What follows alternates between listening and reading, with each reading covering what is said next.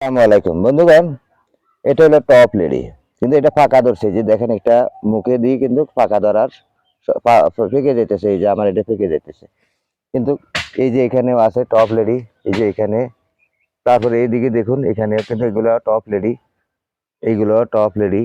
এই যে, কিন্তু পেঁপে গাছ আসলে এই রৌদ্রের খরান গেল, এখান দিয়ে আবার আপনার বাড়ি বর্ষণ গেল।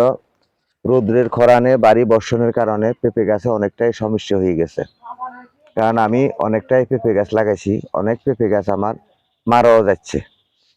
আর বেশিরভাগ মুজাইক বাইরেতে যদি পায়, সেখানে পেঁপে গাছ আর থাকে না। আমার এখানে হলো পাহাড়ি এলাকা, পাহাড়ি এলাকার পেঁপে গাছ, কিন্তু এখানে করলি মাটি, পাতুনি মাটি, এখানে কিন্তু পেঁপে গাছ উঠানিটা বহুত কষ্টকর হয়ে যায়। তাই আমি এখানে আরো পেঁপে গাছ লাগাইছি। এই যে দেখুন, এখানে আমি আরো গাছ লাগাইছি। ওই যে ওইখানে আছে, এই যে এখানে আছে, এই যে এগুলাতে কিন্তু ফুল চলে আসছে। ওইদিকে আছে, এই যে দেখুন এখানে আছে, এগুলা তো কিন্তু ফুল। ওই যে ওইখানে কিন্তু গাছের উপরে দাঁড় জংলা উঠে গেছে, আমি আর পরিষ্কার করতে রাজি নাই, কারণ এগুলা এইভাবে রয়ে গেছে। ওই যে দেখুন, ওইদিকে দেখুন গাছ, এখানে আছে, এই যে একটা গাছ পুরুষ হয়ে গেছে।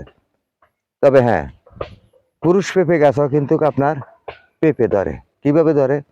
পুরুষ পেঁপে গাছের মাথাটা যদি ভেঙে দেন আপনি, ভেঙে দেওয়ার পরে সেখান থেকে শাখা প্রশাখা যে বাইরে সেখান থেকে কিন্তু পেঁপে ধরা শুরু হয়ে যাবে। কারণ আমার একটা গাছে ধরতেছে, আমি 3টা গাছ এরকম ভেঙে দিয়েছি, একটা গাছ থেকে কিন্তু পেঁপে ধরতেছে। তাই আপনারা টপ লেডি, রেক লেডি, কিন্তু পেঁপে গাছ, পেঁপে চাষ করার সময় এখন এই মুহূর্তে আপনারা পেঁপে গাছ লাগাইতে পারেন।